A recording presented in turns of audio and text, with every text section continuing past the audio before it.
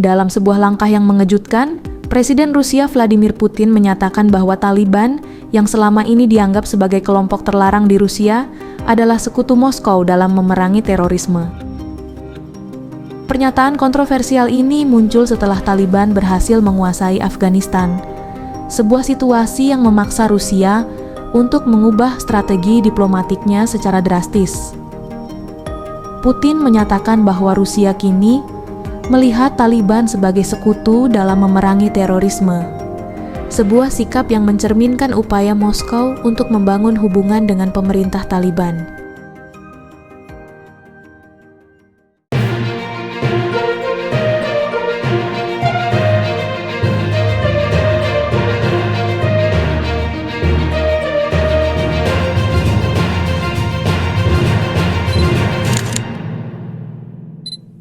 Moskow telah membina hubungan dengan Taliban selama bertahun-tahun. Meskipun mereka secara resmi menganggap Taliban sebagai organisasi terlarang sejak 2003. Hubungan ini adalah bukti kompleksitas politik internasional, di mana musuh bisa berubah menjadi sekutu dalam hitungan waktu. Pada bulan Mei 2024, Menteri Luar Negeri Rusia Sergei Lavrov mengumumkan bahwa Rusia berencana menghapus Taliban dari daftar organisasi terlarang. Sebuah langkah yang mengundang kontroversi luas.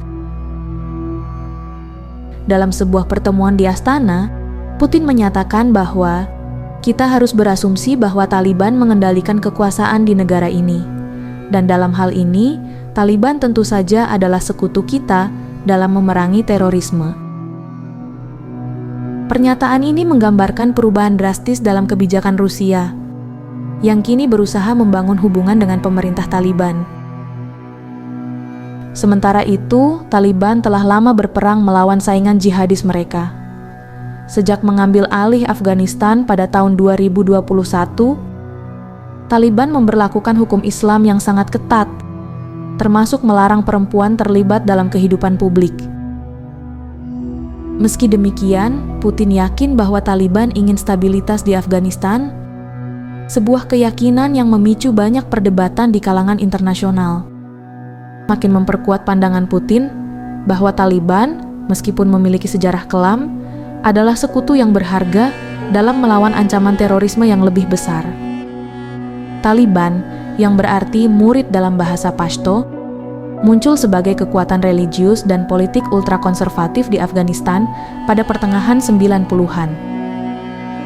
Berawal dari siswa-siswa madrasah yang dikelola untuk pengungsi Afghanistan di utara Pakistan, Taliban dengan cepat mendapatkan dukungan dari rakyat, terutama dari kelompok etnis Pashtun di selatan Afghanistan.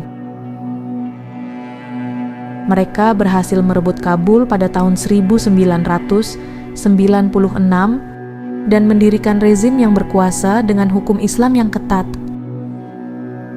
Namun, kekuasaan Taliban tidak berlangsung lama.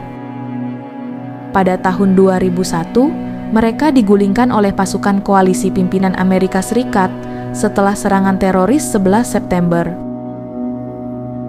Selama 2 dekade berikutnya, Afghanistan terjebak dalam konflik berkepanjangan antara pemerintah yang didukung Amerika Serikat dan pasukan Taliban yang terus melakukan perlawanan. Hubungan antara Rusia dan Taliban juga dipengaruhi oleh sejarah panjang intervensi asing di Afghanistan. Pada tahun 80-an, Uni Soviet menginvasi Afghanistan untuk mendukung rezim komunis yang sedang berkuasa saat itu.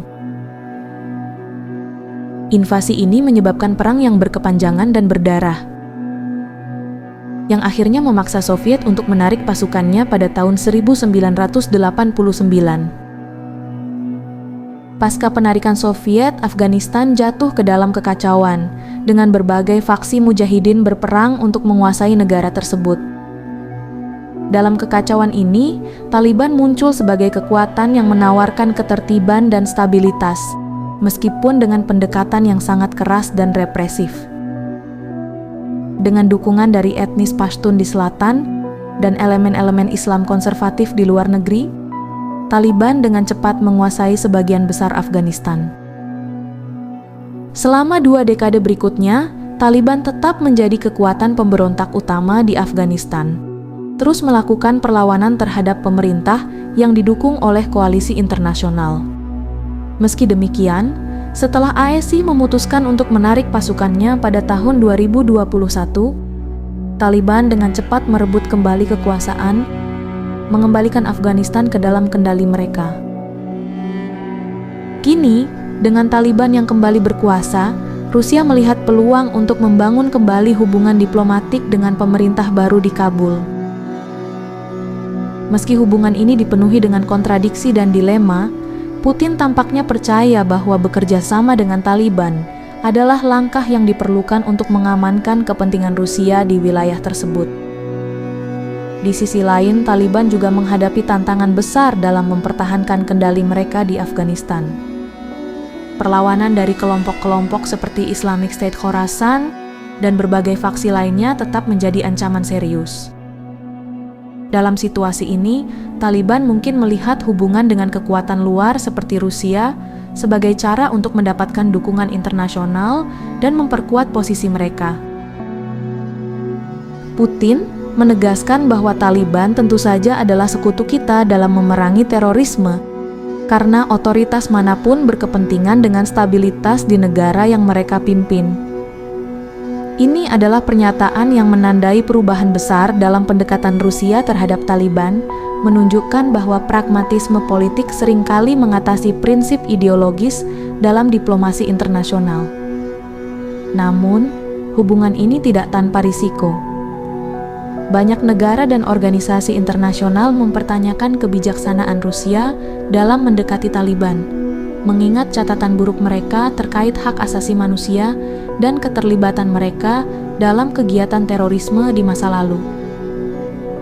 Kritik ini tidak hanya datang dari luar, tetapi juga dari dalam Rusia sendiri, di mana beberapa pihak merasa bahwa berkolaborasi dengan Taliban adalah langkah yang berbahaya. Muncul pertanyaan apakah Taliban bisa memainkan peran dalam membantu Vladimir Putin jika konflik ini berkembang menjadi Perang Dunia Ketiga. Taliban yang baru saja diakui oleh Putin sebagai sekutu dalam memerangi terorisme, kini menjadi sorotan dunia internasional. Namun, dapatkah kelompok ini benar-benar memberikan kontribusi yang signifikan dalam konflik global, yang melibatkan kekuatan besar seperti Rusia dan Ukraina?